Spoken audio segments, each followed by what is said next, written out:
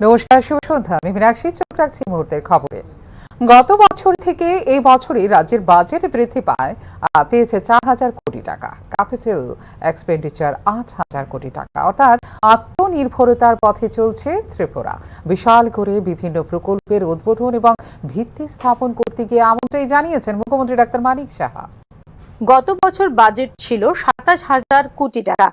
এবছর তা 4,000 কোটি টাকা বৃদ্ধি পেয়ে দাঁড়িয়েছে মোট 32,000 কোটি টাকায়। এক্ষেত্রে ক্যাপিটাল এক্সপেন্ডিচার 8,000 কোটি টাকা, অর্থাৎ আত্মনির্ভরতার পথে এগিয়ে চলেছে ত্রিপুরা। বৃহস্পতিবার বিশালগড়ে বিভিন্ন প্রকল্পের আনুষ্ঠানিক উদ্বোধন করতে গিয়ে এরকমটাই জানিয়েছেন মুখ্যমন্ত্রী ডক্টর মানিক সাহা। রাজ্যে রাজস্ব আদায় 236% বৃদ্ধি পেয়েছে বলেও জানিয়েছেন মুখ্যমন্ত্রী। যে করের যায়, আমরা যে ট্যাক্স, আমরা একটা হচ্ছে নিজস্ব কর আর কর বহির্ভূত যে কর আছে, সেখানে এখন পর্যন্ত ত্রিপুরাতে 236% ইনক্রিজ করেছে এবার। কারণ আপনার কাছে পয়সাও থাকতে হবে, পয়সা না থাকলে আপনার কিভাবে কাজ করবেন? এতগুলো প্রকল্পের উদ্বোধন করলাম, পয়সা থাকতে হবে। তো এখানে 236% আপনার সেই রাজস্ব আদায় আমাদের হয়েছে। এবং আপনারা শুনে খুশি হবেন যে সার্বিক উন্নয়নের জন্য আমরা গত যে বাজেটে আমরা ছিল প্রায় 27,000 কোটি টাকা, আর এবার আমরা 34,000 কোটি টাকার আমরা বাজেট রেখেছি। এটা কি করে সম্ভব হলো? এটা এই কারণে সম্ভব হলো যে কেন্দ্রীয় সরকার দেখেছে ওনারা প্রতিটা পয়সা যেভাবে কাজ করছেন, যেভাবে তার ইউটিলাইজ করছেন, এর জন্য প্রায় 4,000 কোটি টাকা জাম করে আমাদেরকে কেন্দ্রীয় সরকার আমাদের দিচ্ছে বিভিন্ন ডিপার্টমেন্টে। তো 32,000 কোটি টাকা যে আমরা জাম করে আমরা করলাম, সেটা আগামী দিন আমাদের জন্য একটা চ্যালেঞ্জ যে আমরা আরও যাতে বেশি করে আর বাজেট বাড়াতে পারি, মানুষের সার্বিক উন্নয়ন আমরা করতে পারি।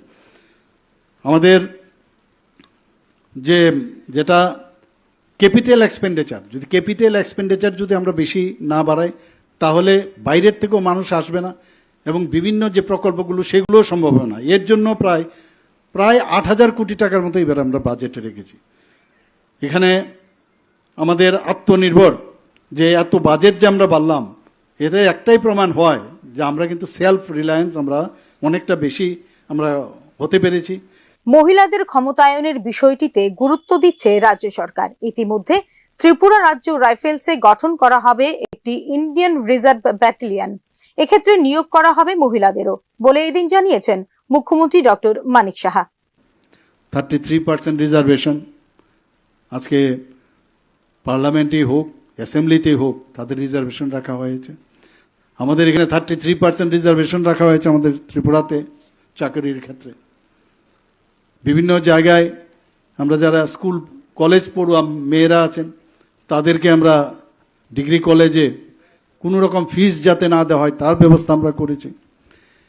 আমরা বিভিন্ন জায়গায় পিঙ্ক টয়লেটের রাস্তাঘাটে যাতে মেয়েদের এবং বাচ্চাদের, মায়েদের, তাদের যাতে অন্য যে নর্মাল যে শৌচালয়গুলো আছে সেখানে না যেতে হয়, তাদের জন্য আমরা ব্যবস্থা করেছি।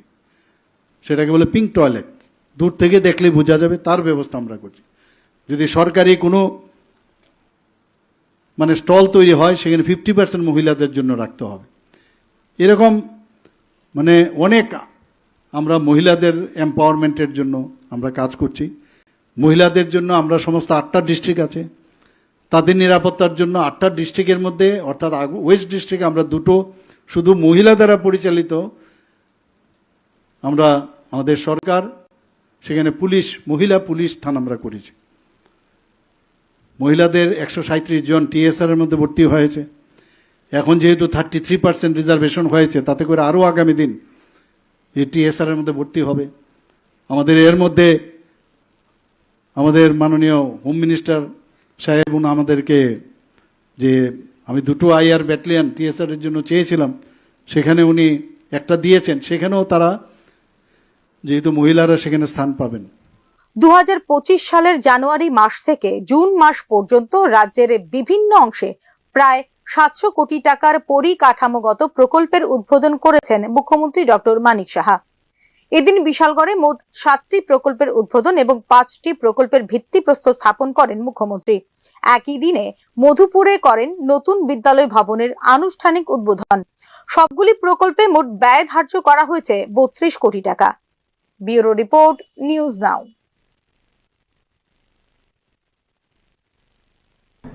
কোলন ইন্টারপোজিশন সার্জারিতে অভূতপূর্ব সাফল্য পেলেন রাজ্যের জিবি হাসপাতালের চিকিৎসকরা। বৃহস্পতিবার সাংবাদিক সম্মেলন করে এই সাফল্যের কথা জানিয়েছেন সংশ্লিষ্ট চিকিৎসকরা। অভূতপূর্ব সাফল্য পেলেন জিবি হাসপাতালের চিকিৎসকরা। সফলভাবে একটি কোলন ইন্টারপোজিশন সার্জারির মাধ্যমে একজন রোগীর ক্ষতিগ্রস্ত খাদ্যনালীর পরিবর্তে তাঁর কলোনির একটি অংশ প্রতিস্থাপন করা হয়েছে। ত্রিপুরায় এই ধরনের অস্ত্রোপচার এই প্রথম বলে জানিয়েছেন জিবি হাসপাতালের চিকিৎসকরা। গত বছরের মার্চ মাসে তাঁর ছোট ভাইয়ের সাথে ঝগড়ার পর রাবার প্রক্রিয়াকরণের জন্য ব্যবহৃত ফর্মিক অ্যাসিড পান করে ফেলেন সিপাহীজলা জেলার মধুপুরের কোয়াঠেপার বাসিন্দা 23 বছর বয়সী প্রসেনজিৎ দাস। তাঁকে তাৎক্ষণিকভাবে মধুপুর প্রাথমিক স্বাস্থ্য কেন্দ্রে নিয়ে যাওয়া হয়। সেখানে ডাক্তাররা দেখতে পান অ্যাসিডের কারণে মারাত্মকভাবে পুড়ে গিয়ে এবং সম্পূর্ণ বন্ধ হয়ে গেছে তার খাদ্যনালী। 1.5 বছরেরও বেশি সময় ধরে ঠিকমতো ভাত খেতে বা জল খেতে পারছিলেন না প্রসেনজিৎ। রোগী প্রথমে 2025 সালের জানুয়ারিতে গ্যাস্ট্রোএন্টারোলজিস্ট ডাক্তার মৃণাল তিপুরমার কাছে রিপোর্ট করেন। 2025 সালে 3রা জুন তাঁর পরিবার তাকে উন্নত চিকিৎসার জন্য নিয়ে আসে জিবি হাসপাতালে। ডাক্তার মৃণাল তিপুরমা একটি এন্ডোস্কোপি করেন এবং খাদ্যনালীতে শনাক্ত করেন একটি শক্ততা। প্রতি 3 সপ্তাহে বারবার খাদ্যনালী প্রসারণের চেষ্টা করা হয়, যার ফলে সাময়িকভাবে তরল গ্রহণ করা সম্ভব হয়, কিন্তু অবশেষে কার্যকর হয়নি প্রক্রিয়াটি। অস্থায়ী ব্যবস্থা হিসেবে তাঁকে তার অন্ত্রে ঢোকানো একটি নলের মাধ্যমে খাওয়ানো হয় তরল। শেষে খাদ্যনালী বাইপাস সার্জারি করার সিদ্ধান্ত নেওয়া হয়, যেখানে কলনের একটি অংশ খাদ্যনালী পুনর্গঠনের জন্য ব্যবহার করা হয়, যা বুকের মধ্য দিয়ে যায়। ত্রিপুরায় এই অত্যন্ত জটিল এবং প্রথম ধরনের অস্ত্রোপচারটি জিবিপি হাসপাতালের কার্ডিওথোরাসিক এবং ভাস্কুলার সার্জারি অপারেশন থিয়েটারে সফলভাবে সম্পাদিত হয় 5 জুন 2025-এ। বিশেষ সাফল্য যেটা আগে কখনো হয়নি, এবারে প্রথম হলো, সেটা হলো 23 বছরের একজন যুবকে, যিনি আমাদের রাবার প্রসেসিংয়ের যে অ্যাসিড হয়, ফর্মিক অ্যাসিড, সেই অ্যাসিড খেয়েছিলেন প্রায় 1.5 বছর আগে, এবং তারপরে থেকে ওনার নিয়মিত খাওয়া দাওয়া খুবই অসুবিধা হচ্ছিল এবং অলমোস্ট উনি খেতেই পারছিলেন না। তো গত জুন মাসের 3 তারিখ আমাদের এখানে আসেন। এর আগেও এসেছেন, বিভিন্ন প্রিপারেশন হয়েছে। 3 মাসে আমাদের গত 3 জুন আমাদের এখানে এসে ভর্তি হয়েছেন। ভর্তি হওয়ার পরে আমাদের এই 2 ডিপার্টমেন্ট, গ্যাস্ট্রোসার্জারি ডিপার্টমেন্ট, গ্যাস্ট্রোএন্টারোলজি ডিপার্টমেন্ট এবং সিটিভিএস ডিপার্টমেন্ট এবং অ্যানাস্থেসিওলজি ডিপার্টমেন্ট, ওনারা মিলে ওনার একটা অপারেশন করেছেন, যেখানে যে খাদ্যনালীর উপরের ভাগ, যেটাকে আমরা এক্সোফেগাস বলি, সেটা নষ্ট হয়ে গেছিল বা সেটা ডিফর্ম হয়ে গেছিল, সেটাকে রিপ্লেস করে দিয়েছে খাদ্যনালীর পুরো যে পাচনতন্ত্র আছে তার প্রায় শেষ অংশের একটা অংশ নিয়ে এখানে। সফল এই জটিল অপারেশনের পর এখন অনেকটাই স্বাচ্ছন্দ্য বোধ করছেন রোগী।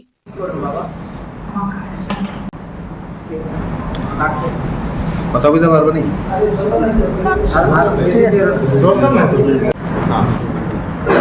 তোমার নাম, বাড়ি কোন জায়গায়?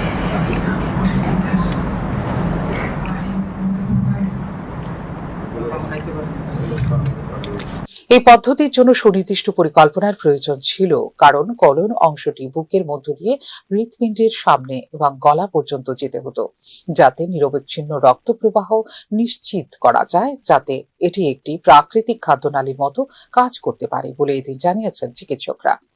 বর্তমানে রোগীর অবস্থা স্থিতিশীল এবং উন্নতির দিকে। তিনি ধীরে ধীরে তরল খাবার মুখে খাওয়া শুরু করেছেন। কিছুদিনের মধ্যেই একটি বেরিয়াম সিটি স্ক্যানের পরিকল্পনা করা হয়েছে, তারপরে রোগীকে পাঠিয়ে দেওয়া হবে বাড়িতে, সাংবাদিক সম্মেলনে জানিয়েছেন জিবি হাসপাতালের চিকিৎসকরা। ফিউরো রিপোর্ট, নিউজ নাও। ড্রাগের নেশা সর্বনাশায়, এতে ধ্বংস হয়ে যায় পরিবার। ভাষণ নয়, নিজের চোখে দেখা ঘটনা গল্পের ছলে উদয়পুরে স্কুল পড়ুয়াদের সামনে তুলে ধরলেন জেলা শাসক তরিৎকান্তি চাকমা। নেশার কবলে পড়ে প্রথমে মৃত্যু হয় তার এই গ্রামের অত্যন্ত গরিব পরিবারের এক প্রতিবেশীর। পরবর্তী সময়ে এইডস আক্রান্ত হয়ে মৃত্যু হয় তার স্ত্রীর। বর্তমানে নবজাতক শিশু কন্যা ও জন্মসূত্রে আক্রান্ত HIV ভাইরাসে। নিজের চোখে দেখা করুন এই করুণ কাহিনীটি যুব সমাজের কাছে তুলে ধরলেন আইএস তড়িৎকান্তি চাকমা। নেশামুক্ত সমাজ গড়ার প্রয়াসে আয়োজিত হয় এই অনুষ্ঠান। উল্লেখ করা যেতে পারে তড়িৎকান্তি চাকমার পৈতৃক বাড়ি Sabroom মহকুমায়।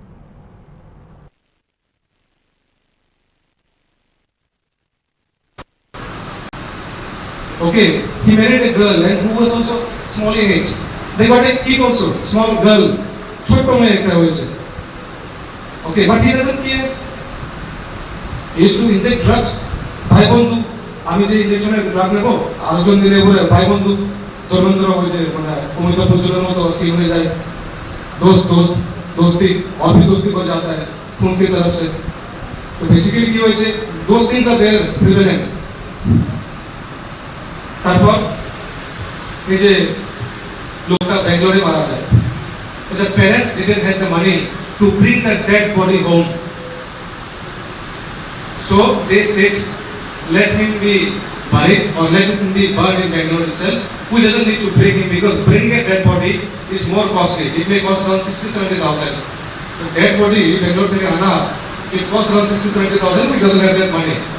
Such is the condition of the poorest and poor section of the society, and they are inclined for this drug and all. কারণ মধ্যে কি মনে হয়, একটা ড্রাগ মারবো তারপর আমাদের তো মতলব সুকুনই সুকুন, জান্নাত মিল Gaya, as if like that. It doesn't happen that way. So that particular person died. কেন বলছি, just last Sunday his wife died. তার বউ মারা গেছে। I came to know from my mother who called me and said like, বাবু ওই যে তোমাদের যে ছোট ভাই ছিল, পাড়া করতে ছিল ছোট ভাই মতো, তার বউ মারা গেছে। And leaving behind one 3 years old small kid. Okay, কেন মারা গেছে? AIDS হয়েছে। If the guy is having AIDS, then obviously the wife may also be contracting AIDS, right?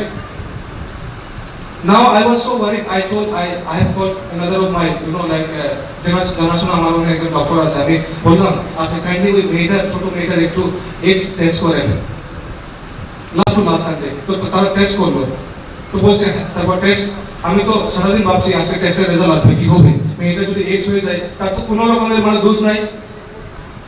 বাবা করেছে, AIDS নিয়েছে, সেটা তার বউকে দিয়ে দিয়েছে, and believe me, the girl died, she was only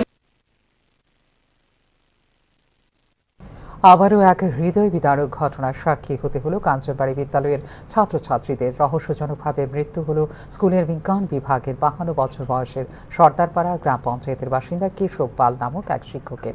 ঘটনার বিবরণে জানা যায়, আচমকা রাতে খুঁজে পাওয়া যাচ্ছিল না তাঁকে এবং পরে সেগুন গাছে ঝুলন্ত অবস্থায় হদিশ মিলল তাঁর। বহুদিন ধরে চোখের সমস্যায় ভুগছিলেন তিনি। বহিরাজ্যে চিকিৎসার পরেও লাভ কিছুই হয়নি। হয়তো এই কারণেই তাঁর আত্মহত্যা বলে অনুমান এলাকাবাসীর। মৃত্যুকালে রেখে গেছেন স্ত্রী ও তাঁর এক মেয়ে সন্তান। ঘটনাকে কেন্দ্র করে শোকের ছায়া নেমে এসেছে বিদ্যালয় এবং এলাকাবাসীদের মধ্যে। আত্মহত্যার মূল কারণ কি তা এখনো ধোঁয়াশায়।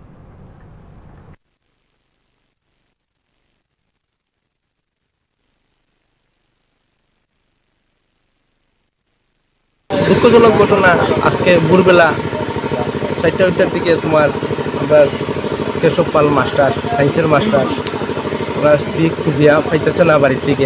ভোরবেলা উঠে দেখা বিশ্বনাথ নাই, কতুকাতুকি আরম্ভ হয়েছে, পাড়া প্রতিবেশী জমছে, জমিয়া শেষ পর্যন্ত তারে সেগুন গাছের মধ্যে ঝুলন্ত অবস্থায় পাওয়া গেছে। আচ্ছা, খুব ভালো পরিবারেরই ছেলে আসছিল, বাড়িতে তো কোনো ঝামেলা আমরা কিছুই নাই, তার মধ্যে কিছুই নাই। এর লাগে ঘটনাটা করছে তো বোঝা দিতেছে না। আচ্ছা, কেশব পালজি ওনার বয়স কত হবে? 50-59 এরকমই বয়স। আচ্ছা, উনি কোন স্কুলে চাকরি করতেন? কাঞ্চনবাড়ি স্কুলের সায়েন্সের টিচার। আর বাড়ি কোন এলাকাতে ওনার? বাড়ি তো সাদারপাড় 2 নম্বর ওয়ার্ডে। আচ্ছা, 2 নম্বর ওয়ার্ডেই বাড়ি। আপনারা প্রতিবেশী? আমরা প্রতিবেশী, পাশের বাড়ি। তো পরিবারে কোনো ধরনের কোনো সমস্যা নাই পরিবারের মধ্যে, আমরা তো সবসময় তার লগে থাকি। আচ্ছা, তো এই ঘটনা শুনে আসলে পুলিশ চাইছে না ঘটনা? আমরা জানাইছি থানাতে জানাই করে স্টাফ আইছে, তারা ইনকোয়ারি করতেছে, দেখতেছে। ওনার পরিবারে এমনি কারা কারা আছে?